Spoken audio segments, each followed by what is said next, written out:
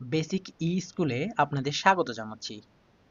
আপনাদের কাছে একটি প্রশ্ন রাখছি। দেখুন, অপশন এতে বলা হয়েছে can you tell me what is your problem.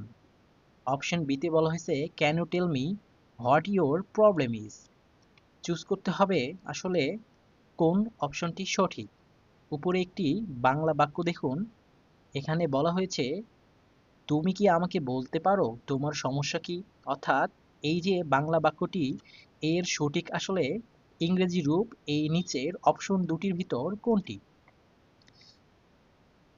ওকে, চলুন আমরা একটু সমাধানে চলে যাই।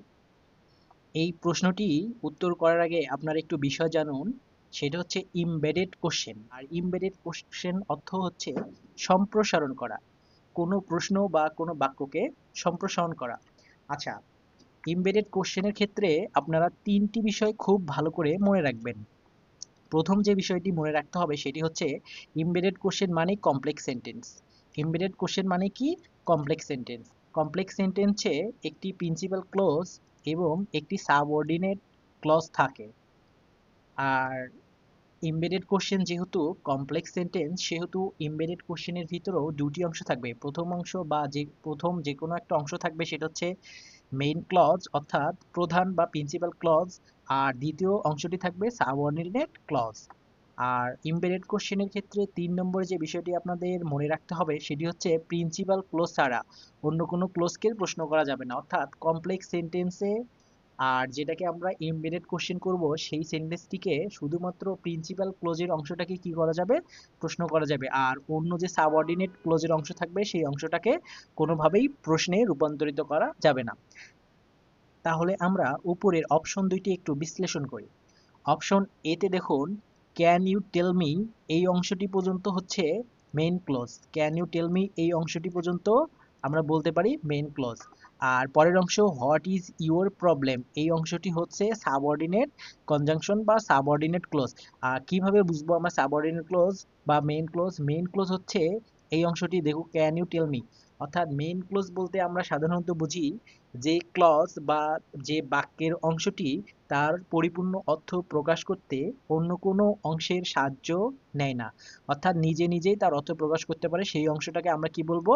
মেইন ক্লজ বা স্বাধীন বাক্যাংশ। তাহলে ক্যান ইউ টেল মি এইটার একটা স্বাধীন অর্থ আছে। ক্যান ইউ টেল মি মানে এটার অর্থ হচ্ছে তুমি কি বলতে পারো, তুমি কি বলতে পারো।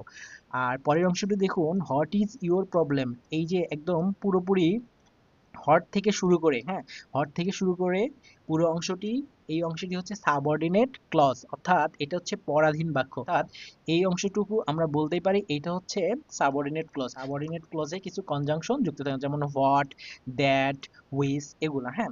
সো তাহলে আমরা বলতে পারি এই অংশটা হচ্ছে সাবঅর্ডিনেট ক্লজ। তাহলে আমরা এমবেডেড কোশ্চেনের সূত্র অনুযায়ী জানি যে শুধুমাত্র প্রিন্সিপাল ক্লজকে কি করা যাবে? প্রশ্নে রূপান্তর করা যাবে। তাহলে অপশন এ এবং অপশন বি এর মধ্যে এই অংশটুকু হচ্ছে প্রিন্সিপাল ক্লজ, অর্থাৎ ক্যান ইউ টেল মি। তাহলে এই অংশ দুটোই সেম। তাহলে বাকি অংশটুকু লক্ষ্য করলে আপনারা দেখতে পারবেন যে প্রথম অপশনে বলা হয়েছে হোয়াট ইজ ইউর প্রবলেম, এই অংশটা হচ্ছে ইন্টারোগেটিভ স্ট্রাকচারে আছে।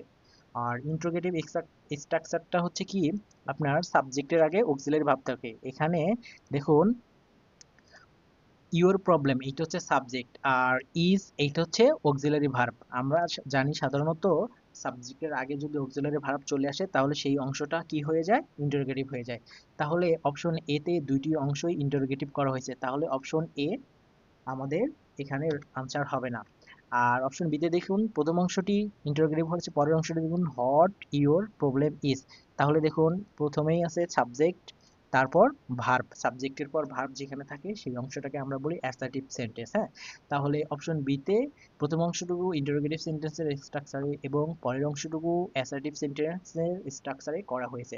তাহলে ইমবেডেড কোশ্চেনের সূত্র অনুযায়ী অপশন বি রাইট।